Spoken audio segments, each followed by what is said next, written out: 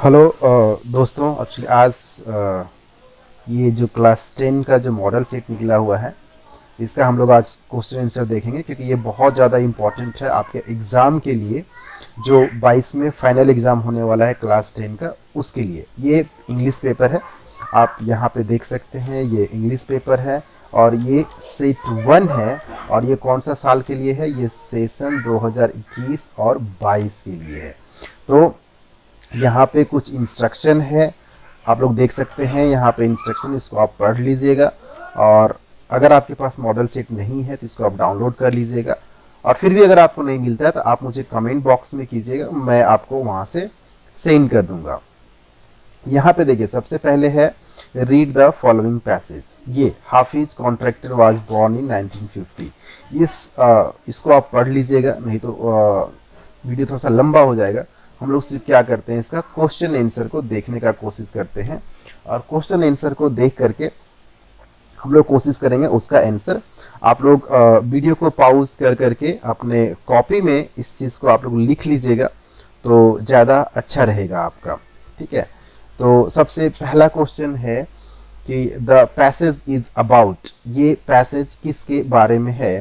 तो ये जो पैसेज है ये है हाफिज कॉन्ट्रैक्टर के बारे में। तो मैं यहाँ पे आपको सेलेक्ट करके दिखा देता हूँ। आप क्या कीजिए, इसको आप लोग नोट करके रख लीजिए, हाफिज कॉन्ट्रैक्टर। और अगर सेकेंड नंबर का देखेंगे हम लोग,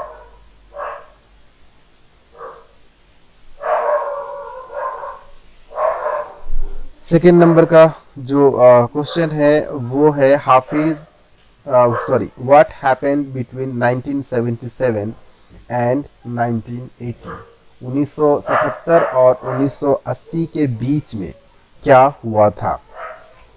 तो क्या हुआ था, तो इसका आंसर हो जाएगा ये, Hafiz often visited academy of architecture Mumbai. Actually मैंने इसका जो पैराग्राफ है वो मैंने पढ़ लिया है और इसीलिए मैं इसका आंसर आपको बता दे रहा हूँ। आप लोग भी पढ़ेंगे, इसका आंसर बहुत आसानी से मिल जाएगा आप लोगों को। ठीक है, तीसरा नंबर का क्वेश्चन है हाफिज डिड हिज ग्रेजुएशन फ्रॉम। हाफिज ने अपना ग्रेजुएशन कहाँ से किया था? तो हाफिज ने जो अपना ग्रेजुएशन किया था वो था Columbia University New York. Columbia University New York इसका राइट आंसर हो जाएगा। मैं सबको हाईलाइट करते जा रहा हूँ, आपको जहाँ दिक्कत हो वीडियो को पॉज कीजिए, उसको आप लिख लीजिए। और अगर ये वाला आपके पास में नहीं है, अगर है तो इसको प्रिंट आउट करके आप टिक मार लीजिए, नहीं तो आप अपने कॉपी में लिख लीजिए, वो ज़्यादा बेहतर होगा और बेहतर तरीके से समझ में भी आएगा। तो क्वेश्चन नंबर 4 चलते हैं हम लोग, वहाँ पे है who are among the 350 employees of Hafiz firm from the given option. बोल रहा है कि नीचे में जो ऑप्शन दिया गया है उसमें से 350 employees of Hafiz firm from the given option, कौन सा ऑप्शन सही है जहां 350 लोग उसके फर्म में काम करते थे? तो इंटीरियर डिजाइनर, ड्राफ्ट्समैन और आर्किटेक्ट्स, तो तीनों में था इसका। तो तीनों में मिला करके 350 एम्प्लॉयज थे, तो इसका आंसर हो जाएगा D, all of the above. यहां से इसको भी मैं हाईलाइट कर देता हूं, यानी कि चौथा का आंसर हो जाएगा डी। अगर पांचवा देखें तो विच of the given option is a synonym started. तो पांचवा नंबर का जो अगर आप आंसर देखेंगे तो इसका आंसर हो जाएगा फॉर्म कमेंस्ड कंप्लीटेड मोडेस्ट। इसका आंसर आ जाएगा ये डी, इसका राइट आंसर होगा मॉडेस्ट। मॉडेस्ट इसका राइट आंसर होगा। उसके बाद क्वेश्चन नंबर 6 अगर हम लोग देखें तो क्वेश्चन नंबर 6 में कहता है, यहाँ पे फिर से एक पैराग्राफ, एक पैसेज दिया हुआ है और इस पैसेज को पढ़ना है। The ancient Nalanda was a centre of learning from 5th century CE to 12th century CE। मतलब इसको पढ़ लीजिएगा। इस पैसेज को पढ़ने के बाद में आपको यहाँ दिया हुआ है 6 to 10 जो क्वेश्चन है उसका आंसर आपको देना है इस पैसेज को पढ़ने के बाद। तो इस पैसेज को पढ़ने के बाद तो आप इसको आप पढ़ लीजिए आराम से, क्योंकि मैं इसको पढ़ लिया हूँ। और इसका जो क्वेश्चन है choose a suitable title for the given passage. मतलब ये जो पैसेज दिया गया है और इस पैसेज के लिए अगर कोई आपको नाम देना हुआ, टाइटल देना हुआ, तो क्या दे सकते हैं। तो इस पैसेज में जो भी लिखा हुआ वो नालंदा यूनिवर्सिटी के बारे में लिखा हुआ है, तो यहाँ पर सबसे बेहतर नाम जो होगा वो होगा नालंदा यूनिवर्सिटी, क्योंकि नालंदा यूनिवर्सिटी देने से क्या होगा, पूरा का पूरा इस पैसेज का जो हेडिंग है वो आपको पता चल जाएगा। तो 6 का हो जाएगा सी। अगर 7 का बात करें, ancient Nalanda was known for. Ancient Nalanda जो है वो किसके लिए जाना जाता था। तो किसके लिए जाना जाता था एंशियंट नालंदा, मतलब प्राचीन नालंदा जो है, तो ऑब्वियसली वहाँ बहुत बड़ा लाइब्रेरी है, आप लोग सब जानते हैं। तो इसका आंसर हो जाएगा एजुकेशन। एजुकेशन के लिए वो फेमस है अभी भी, मतलब अभी तो खंडहर बन गया है बट था ये।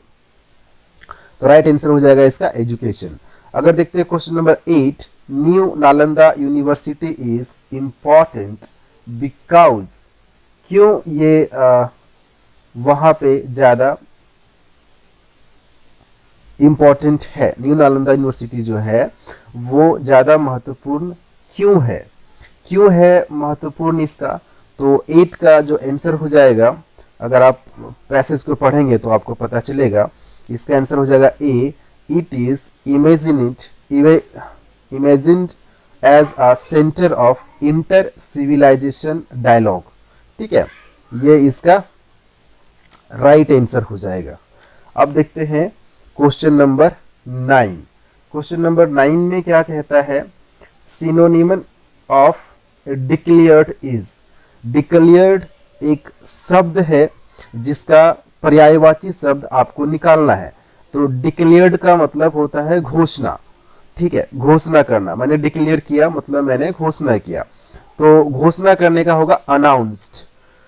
इसका जो आंसर हो जाएगा ये हो जाएगा अनाउंस्ड, राइट आंसर, यानी कि 9 का डी। फिर आते हैं 10 में, तो Rajgir Bihar India is famous for. Rajgir Bihar India जो है वो किसके लिए फेमस है। तो ये किसके लिए फेमस है, world's oldest university, ruins of Nalanda Mahavira, its heritage site, all of the above. इसका आंसर क्या होगा, आप लोग अंदाज लगा सकते हैं और आई थिंक लगा लिए होंगे कि सारे चीज़ों के लिए ए बी सी तीनों मिल जाता है इसमें। तो इसका आंसर हो जाएगा डी। डी को मैं हाईलाइट कर देता हूं, ठीक है, यहां से। उसके बाद अगर आप देखें यहाँ पे बोलता है assume yourself someone Sunil write a letter to your friend Kiran Karan congratulation her him his success complete the informal letter by choosing suitable given option 11 to 15। बोलता है क्वेश्चन नंबर 11 से 15 में ये जो लेटर दिया हुआ है, आपका दोस्त जो है वो सक्सेस हुआ है इसलिए उसको बधाई देना है। तो जो जो खाली स्थान है यहाँ देख सकते हैं, 11 नंबर है, 12 नंबर है, फिर यहाँ पे 13 है, फिर यहाँ पे 14 है, फिर यहाँ पे 15 है। तो आप क्या कर सकते हैं, इसमें से आपको भरना है। तो 11 नंबर में, 11 नंबर का जो इसका क्वेश्चन है वो कहता है 11 नंबर में क्या होगा। मतलब सबसे पहले जब भी हम लिखते हैं तो आपको पता होगा कि सबसे पहले जो स्टार्ट करते हैं तो जिसको लिखते हैं उसके नाम पे लिखते हैं डियर करण और किरण। ठीक है, इसका आंसर बी होना चाहिए, डियर करण, किरण और करण। यहाँ भी डियर है और यहाँ भी डियर है, यहाँ भी डियर है, यहाँ भी डियर है। नाम पता है इसलिए हम लोग नाम दिए, नाम पता नहीं रहता तो फ्रेंड लिखते। लेकिन बी इसलिए मैंने सही किया क्योंकि यहाँ पे जो होगा वो डी कैपिटल होगा, डियर किरण और डियर करण, तो ये कैपिटल होगा, इसीलिए मैंने इसका ऑप्शन रखा डी। बहुत कोई इसमें ए मार के आ जाएंगे, ए भी सही है लेकिन थोड़ा सा मिस्टेक क्या है कि डी वहां पे स्मॉल है, इसीलिए आपका डी कैपिटल हो जाएगा यहाँ पे। तो इस चीज को थोड़ा सा ध्यान दीजिएगा। थोड़ी थोड़ी जगहों में फंसाता है ये कहीं कहीं क्वेश्चन। 12 नंबर का अगर आप देखेंगे तो 12 नंबर में जो राइट आंसर होना चाहिए यहाँ पे वो होगा सी अमंग। सी अमंग, अमंग राइट आंसर होगा यहाँ पे 12 का। अगर 13 का देखें तो 13 नंबर का जो राइट आंसर है तो वो हो जाएगा कि क्या हुआ था, उसका दोस्त सक्सेस हुआ था, तो इसका आंसर हो जाएगा यहाँ पे सक्सेस। नंबर 14 अगर देखें तो नंबर 14 में जो इसका आंसर होगा वो हो जाएगा इसका D, reap, REAP, reap. Reap इसका राइट आंसर यहां पे हो जाएगा 14 में। अगर बात करें 15 की तो 15 नंबर का जो आंसर होगा यहां पर वो आपका लास्ट में हम लोग जैसे लिखते हैं, तो यहाँ पे 15 नंबर का जो सही आंसर हो जाएगा वो होगा योर लविंगली। मैंने यहां पर हाईलाइट कर दिया इसको।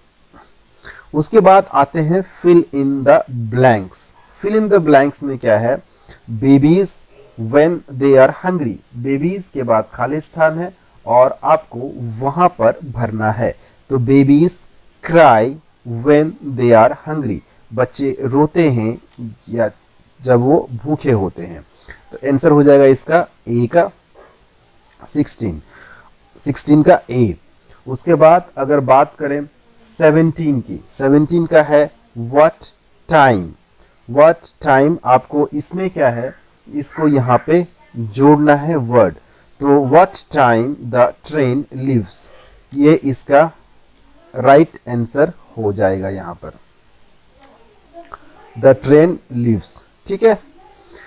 उसके बाद है यहाँ पे फिल इन द ब्लैंक्स में फिर से यहाँ पे दिया हुआ है Seema and Akash dash dance well. मैंने एक्चुअली ये पढ़ाया भी है सबको, आप इसको अगर ध्यान से देखेंगे तो यहाँ पे क्या होगा, Seema and Akash can dance well, Seema and Akash अच्छा डांस कर सकते हैं, इज द राइट आंसर। उसके बाद आते हैं क्वेश्चन नंबर 19 में, और क्वेश्चन नंबर 19 जो है बोलता है डैश गॉड ब्लेस यू। तो क्वेश्चन नंबर 19 का सिंपल सा बात है कि जब भी हम लोग किसी को ब्लेसिंग्स देते हैं तो वहां पे हमेशा मे का इस्तेमाल करते हैं।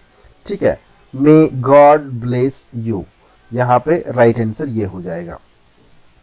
अगर बात करें 20 का तो 20 नंबर में कहता है यू डैश पे द टैक्सेस, मतलब हम लोग सलाह दे रहे हैं, यहाँ पे सलाह दे रहे हैं तो हमेशा आ जाएगा you must pay the taxes, आपको हमेशा टैक्स पे करना चाहिए। ठीक है, 20 तक का हो गया। उसके बाद अगर आगे देखते हैं तो आगे कहता है fill in the blanks by choosing suitable non finite from the given option. 21 से 23 तक का जो क्वेश्चन है वो नॉन फिनिट, जो भी आपको यहाँ भरना है नॉन फिनिट वर्ब, वो आपको यहाँ पे डालना है। तो 21 नंबर में क्या हो जाएगा, she is too weak to walk, वो चलने के लिए बहुत कमजोर है, अभी वो नहीं चल सकता है। तो राइट आंसर हो जाएगा इसका बी। 21 का B is the right answer. अभी आते हैं 22 नंबर में। तो 22 नंबर का अगर आप क्वेश्चन देखेंगे तो कहता है dash job is not easy, कौन सा जॉब क्या इजी नहीं है, तो getting job is not easy, right यहाँ पे ये हो जाएगा। मैं इसको भी हाईलाइट कर देता हूं, गेटिंग, यहाँ पे राइट आंसर ये हो गया इसका। फिर कहता है dash is injurious to health, ऐसा क्या है जो हेल्थ के लिए खतरनाक होता है, तो क्या है, smoking is injurious to health. आप देखेंगे ये बहुत जगह लिखा हुआ भी रहता है, smoking is injurious to health, cigarette पीना सेहत के लिए हानिकारक है। सो 23rd में आंसर हो जाएगा डी। उसके बाद फिर से यहाँ एक पैसेज है, the read the passage given below and answer the question that follow from 24 to 27, मतलब 24 से 27 तक का जो भी क्वेश्चन है वो आपका इस पैराग्राफ के ऊपर में दिया हुआ है। ये जितना पैराग्राफ है इस पैराग्राफ के ऊपर ये क्वेश्चन पूरा का पूरा बेस्ड है।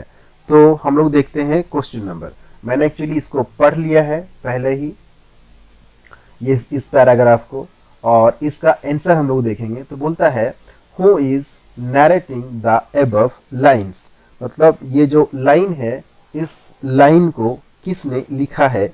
तो ऑब्वियसली ये जो चैप्टर है नेल्सन मंडेला वहां से लिया गया है, तो इनको नरेट किसने किया है, व्याख्या किसने किया है, तो नेल्सन मंडेला ने किया है। राइट आंसर हो जाएगा ए। फिर आता है 25 नंबर क्वेश्चन अगर देखें, it is a victory of human dignity, what does this mean. Human dignity का जो जीत है इसका मतलब क्या होता है।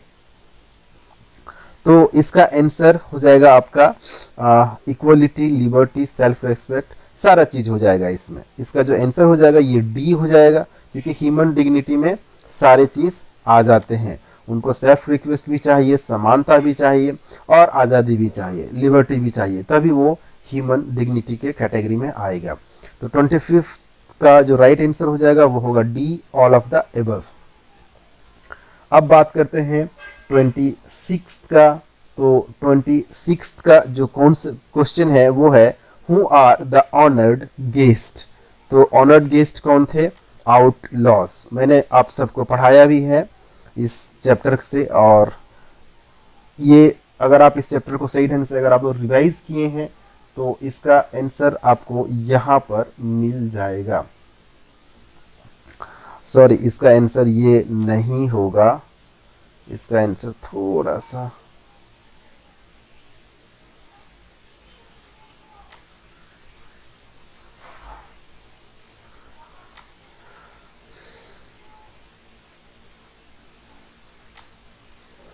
इसका आंसर बी हो जाएगा, people of south Africa. Honoured guest कौन थे, जो साउथ अफ्रीका के जो लोग थे वो थे वहां पे इनका ऑनर्ड गेस्ट 27 में, लेकिन हम लोग देख रहे थे 26 और हम लोग चले गए 27 में। तो 26 का जो आंसर हो जाएगा ये हो जाएगा A, what does distinct mean the passage. तो ये हो जाएगा इनवाइटेड। डिस्टिंक्ट का मतलब क्या होगा, इनवाइटेड। तो 26 का ए हो जाएगा और 27 का आंसर बी हो जाएगा, who were the honoured guest. कौन थे, साउथ अफ्रीका के लोग जो थे वही वहां पे ऑनर्ड गेस्ट थे। उसके बाद यहां पे कहता है क्वेश्चन नंबर 28 में,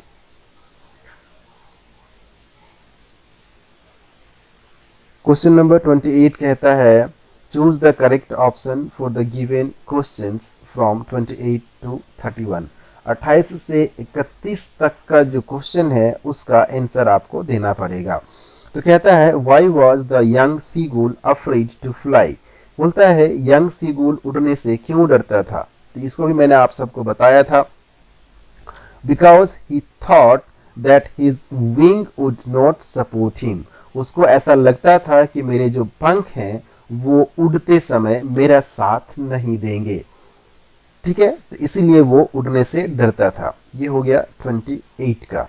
अभी हम लोग बात करते हैं अब 29 का। तो 29 का है what did Lencho think of the post office employees. Lencho जो है वो पोस्ट ऑफिस में काम करने वाले लोगों के बारे में क्या सोचता था। तो वो सोचता था कि उन लोग डिसऑनेस्ट पीपल हैं, मतलब उन लोग ईमानदार नहीं हैं, पैसा चोरी कर लेते हैं। स्टोरी आप याद कीजिएगा, आपको वहां पे पता चल जाएगा, उसका आंसर मिल जाएगा। फिर बोलता है who was Annie's best friend. Any का सबसे अच्छा दोस्त कौन था। तो एनी का सबसे अच्छा दोस्त कौन था, किटी। और किटी क्या था, उसका डायरी का नाम था, और डायरी का नाम क्योंकि वही उसका बेस्ट फ्रेंड था, और उसने जो एनिस है वो अपना डायरी का नाम रखी थी किटी। तो 30 का बी हो जाएगा, Kitty is the right answer. फिर कहता है which of the given poem is written by poet Robert Frost. अभी एक्चुअली मैं हमेशा कहता हूं कि कम से कम जितना चैप्टर है आप लोगों का उसका राइटर का नाम जरूर याद रखिएगा, और क्योंकि वहां से ये जो क्वेश्चन आता है ये क्वेश्चन बहुत ज़्यादा यहाँ पे क्वेश्चन पूछा जाता है, कम से 1 या 2 नंबर तो आपका पक्का रहेगा ही रहेगा। तो इसका जो रॉबर्ट फ्रॉस्ट ने जिस कहानी को लिखा है इस कविता को, वो हो जाएगा fire and ice. Fire and ice, दुनिया आग से तबाह होगा या बर्फ से तबाह होगा। आप लोगों को मैंने पढ़ाया था इसको, तो ये चीजें आपको यहाँ पे आसानी से मिल जाएगी। इसका आंसर हो जाएगा 31 का फायर एंड आइस। अगर और नीचे जाएं तो नीचे में कहता है read the extract given below and answer the question that follow from 32 to 35। 32 से 35 का जो भी क्वेश्चन है वो यहाँ पे एक कविता दिया हुआ है। ये कविता आप इसको पढ़ लीजिए, किस चैप्टर से दिया गया है और नहीं दिया गया, और बोल रहा है इसके बाद में आपको क्या करना है, इस कविता के अनुसार से इसका आपको आंसर देना है। तो सबसे पहला कि कहता है कि इस कविता को लिखने वाला कौन है, यानी कि जो ऊपर में कविताएं दी गई है उसको किस कवि ने लिखा है। तो ये जो कविता है ये लिखा गया है लेस्ली नॉरिस के द्वारा। ठीक है, लेस्ली नॉरिस, मैं इसको हाईलाइट कर देता हूं। तो 32 का जो राइट आंसर हो जाएगा वो हो जाएगा लेस्ली नॉरिस। बोलता है who is he in this lines. बोलता है ये जो लाइन है, इस लाइन में जो ही का प्रयोग किया गया है वो किसके लिए किया गया है। तो ही का जो प्रयोग किया गया है वो किया गया है टाइगर के लिए। टाइगर के लिए ही का प्रयोग किया गया है। 33 का डी। उसके बाद आ जाते हैं 34 में। तो 34 का जो क्वेश्चन है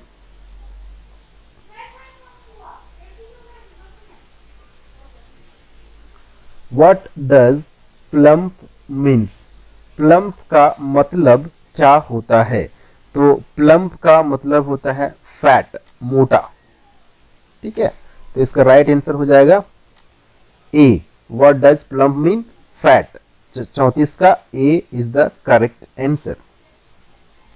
नेक्स्ट कहता है where should he be according to this extract. ठीक है, मतलब कि ये where should he be according to the extract.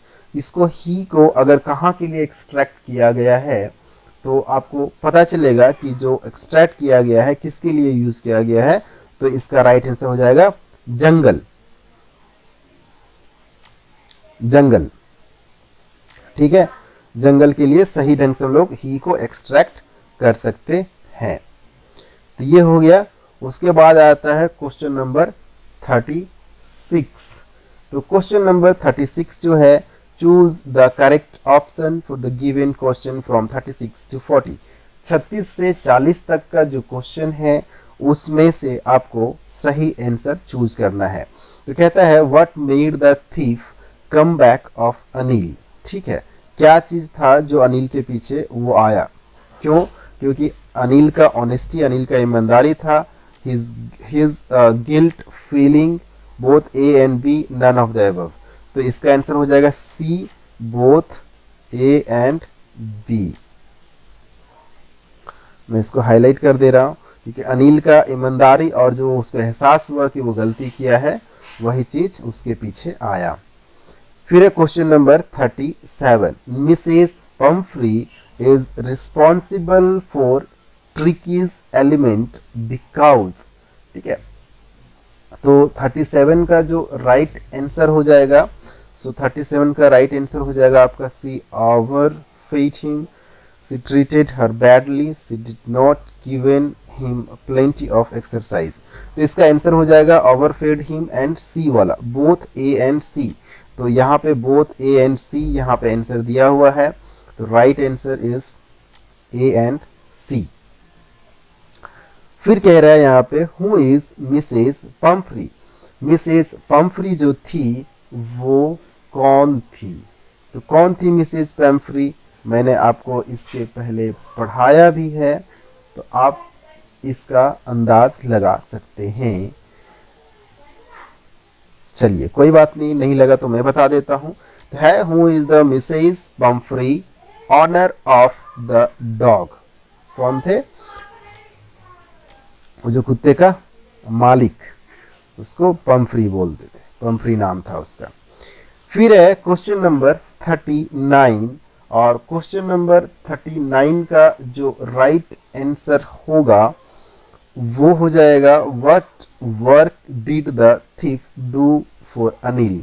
चोर ने अनिल के लिए क्या किया? The thief use to make tea for Anil, the thief use to go to market, both A and B, none of this.